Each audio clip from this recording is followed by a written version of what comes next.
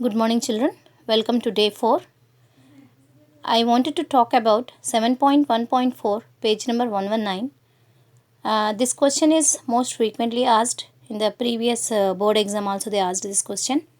It is easy to understand, but once you have them, some recapitulation is done. How does nervous tissue cause action? Or how do animal muscles move?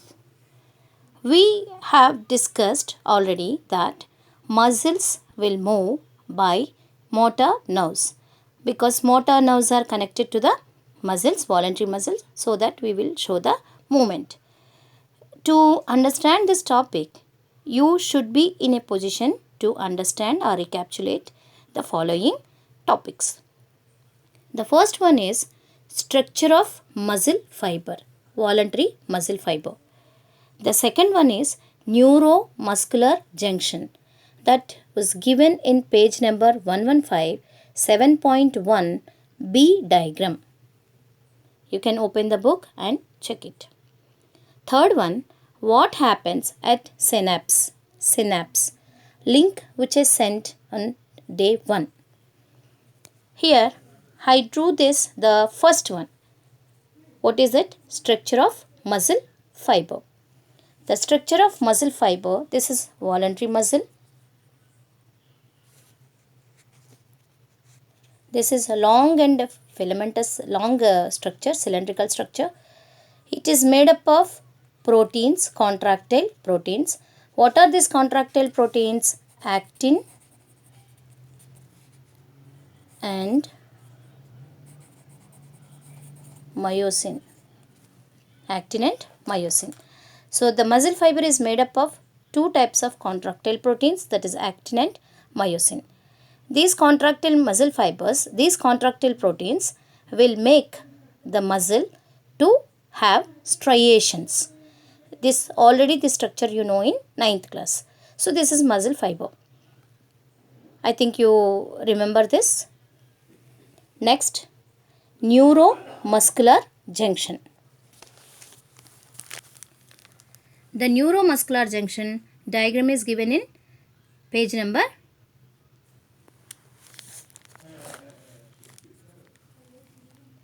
115. This one.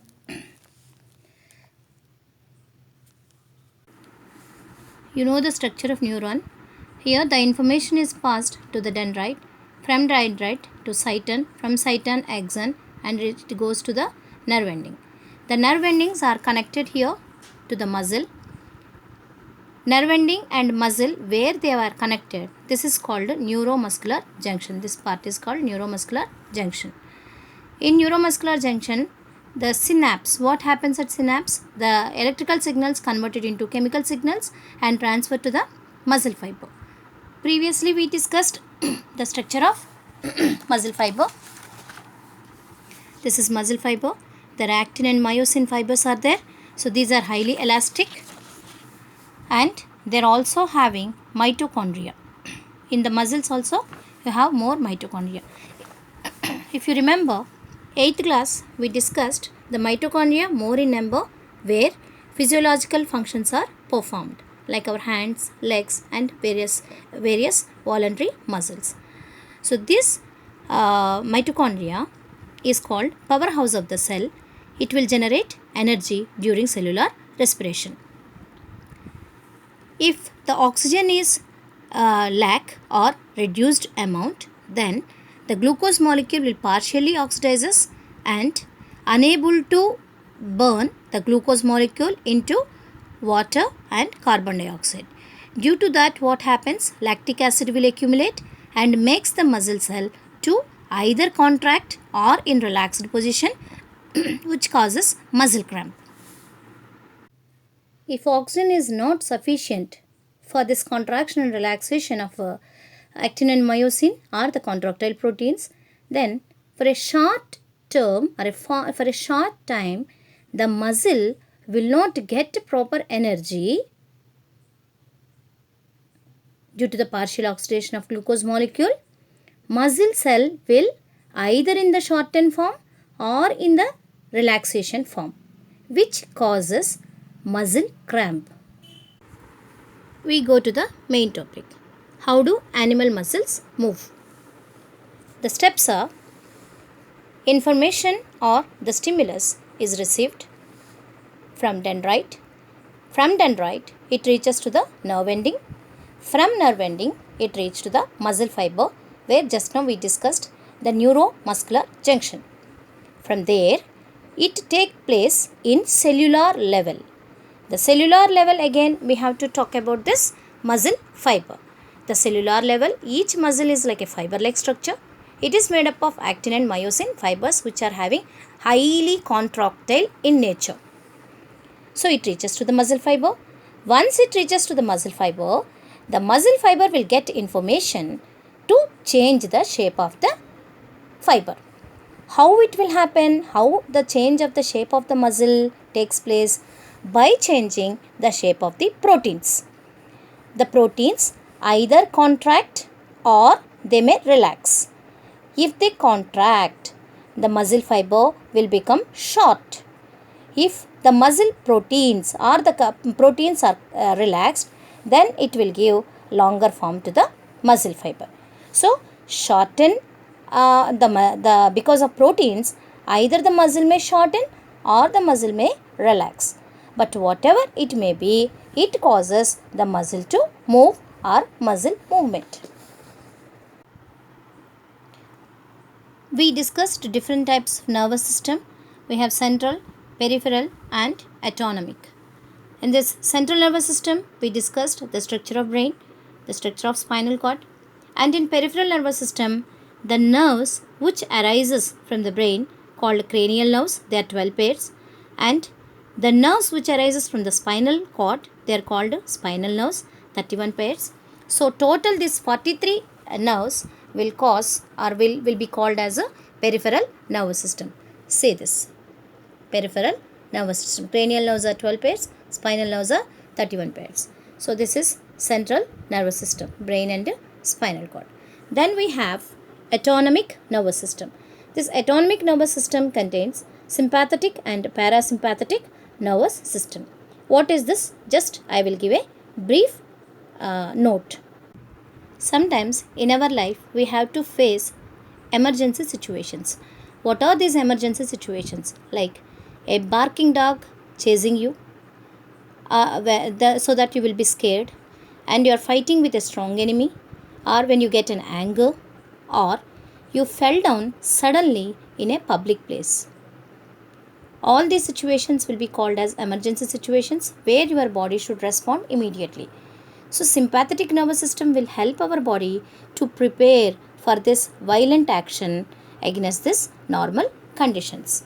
So what will happen in sympathetic nervous system?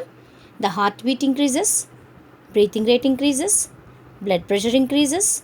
So that's why our hand will be on the heart when you are in scared situations. Hair on our body erect, that what we call it as goosebumps, and pupil may dilate. So we will be very much surprised. Oh, like that. Skin becomes more sensitive.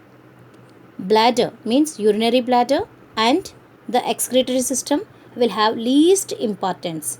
So you are not having any idea to go for urination. And what happens when in parasympathetic nervous system? It brings back your normal condition. So it will help. It mainly concerns with re-establishing the normal conditions after the violent act is over or violent action. Now what happens? Again, slowing of heartbeat, constriction of bronchi means breathing rate becomes normal, dilation of blood vessels, because of that blood pressure will become normal, stimulation of tear gland, then you will start crying. Then constriction of pupil, then stimulation of muscles of urinary bladder. So then you will get an urge to go to the washroom. That's why whenever you have an emergency situation, again you have come back to the parasympathetic nervous system, come back to the normalcy. So if you don't come, you will be in continuously sympathetic nervous system, which causes you stress and strain. To maintain sound mind and sound body, sympathetic and parasympathetic will go hand in hand.